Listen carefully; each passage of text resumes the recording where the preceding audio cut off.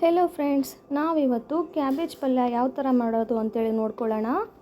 ಮೊದಲಿಗೆ ಇಲ್ಲಿ ನಾವು ಈರುಳ್ಳಿಯನ್ನು ಸಣ್ಣದಾಗಿ ಇಟ್ಕೊಂಡಿದ್ದೀನಿ, ಮತ್ತು ಟೊಮೊಟೊನೂ ಇಟ್ಕೊಂಡಿದ್ದೀನಿ, ಸ್ವಲ್ಪ ಕರಿಬೇವು ತೊಗೊಂಡಿದ್ದೀನಿ, ಹಾಗೆ ಕ್ಯಾಬೇಜನ್ನು ಚಿಕ್ಕದಾಗಿ ಕಟ್ ಮಾಡ್ಕೊಂಡು ಇಟ್ಕೊಂಡಿದ್ದೀನಿ.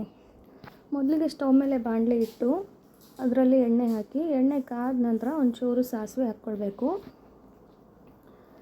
ಸಾಸಿವೆ ಚೆನ್ನಾಗಿ ಸಿಡಿಬೇಕು. ಅದಾದ ನಂತರ ಜೀರಿಗೆ ಹಾಕ್ಕೊಳ್ಬೇಕು. ಅದರಲ್ಲಿ ಅವೆರಡು ಚೆನ್ನಾಗಿ ಫ್ರೈ ಆದ ನಂತರ ಕರಿಬೇವನ್ನು ಹಾಕ್ಕೊಳ್ಬೇಕು. ಇಲ್ಲಿ ಜೀರಿಗೆ ಹಾಕ್ಕೊಳ್ತಾ ಇದ್ದೀನಿ.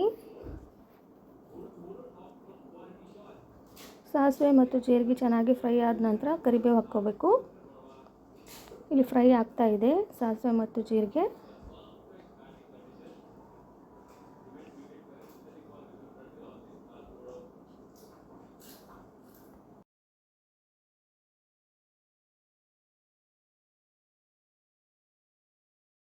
ಇವಾಗ ನಾವು ಕರಿಬೇವನ್ನು ಹಾಕ್ಕೊಂಡು ಸಿಡಿಸ್ಕೋಬೇಕು.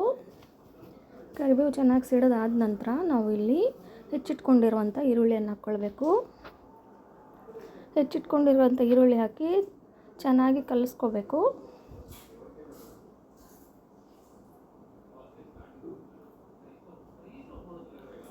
ಇದನ್ನು ಸ್ವಲ್ಪ ಚೆನ್ನಾಗಿ ಫ್ರೈ ಮಾಡ್ಕೊಳ್ಬೇಕು.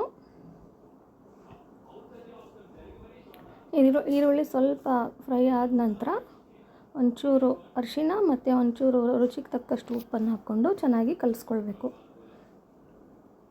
ಇವಾಗ ನೋಡಿ ಈರುಳ್ಳಿ ಫ್ರೈ ಆಗ್ತಾ ಇದೆ. ಇವಾಗ ಅರಿಶಿಣ,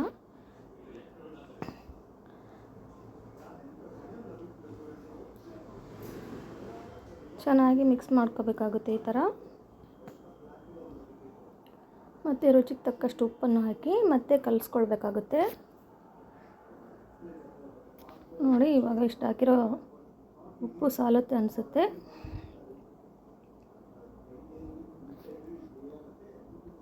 ಇವಾಗ ಕ್ಯಾಬೇಜ್ ಕಟ್ ಮಾಡ್ಕೊಂಡು ಇಟ್ಕೊರೋಂಥ ಕ್ಯಾಬೇಜನ್ನು ಹಾಕ್ಕೊಳ್ಬೇಕು.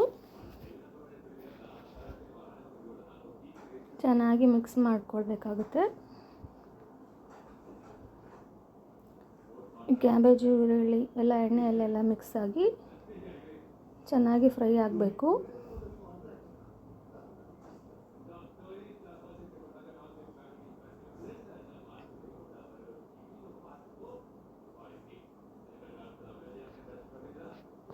ಕ್ಯಾಬೇಜ್ ಚೆನ್ನಾಗಿ ಫ್ರೈ ಆದ ನಂತರ ಮತ್ತೆ ನಾವೆಲ್ಲ ಮಸಾಲ ಆ್ಯಡ್ ಮಾಡ್ಕೋಬೇಕಾಗುತ್ತೆ. ಅಲ್ಲಿವರೆಗೂ ಇದು ಫಸ್ಟ್ ಚೆನ್ನಾಗಿ ಫ್ರೈ ಆಗೋಕ್ಕೆ ಬಿಡಬೇಕು.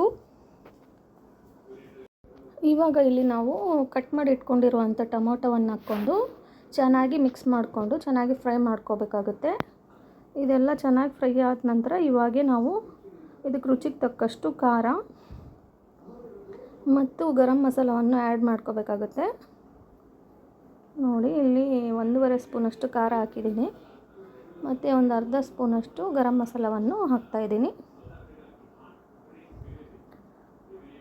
ಇಷ್ಟು ಕ್ವಾಂಟಿಟಿಗೆ ಇದು ಸಾಲುತ್ತೆ.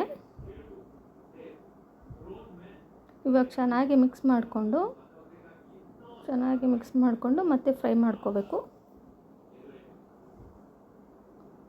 ನೋಡಿ ಇವಾಗ ಸಿಂಪಲ್ಲಾಗಿ ಕ್ಯಾಬೇಜ್ ಪಲ್ಯ ರೆಡಿಯಾಗಿದೆ.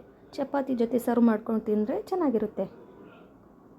ಸಿಂಪಲ್ಲಾಗಿ ಮಾಡಿದಂಥ ಕ್ಯಾಬೇಜ್ ಪಲ್ಯ ನಿಮಗೆ ಇಷ್ಟ ಆಯ್ತಂದರೆ ಈ ವಿಡಿಯೋನ ಲೈಕ್ ಮಾಡಿ, ಶೇರ್ ಮಾಡಿ, ಸಬ್ಸ್ಕ್ರೈಬ್ ಮಾಡ್ಕೊಳ್ಳಿ. ಧನ್ಯವಾದಗಳು.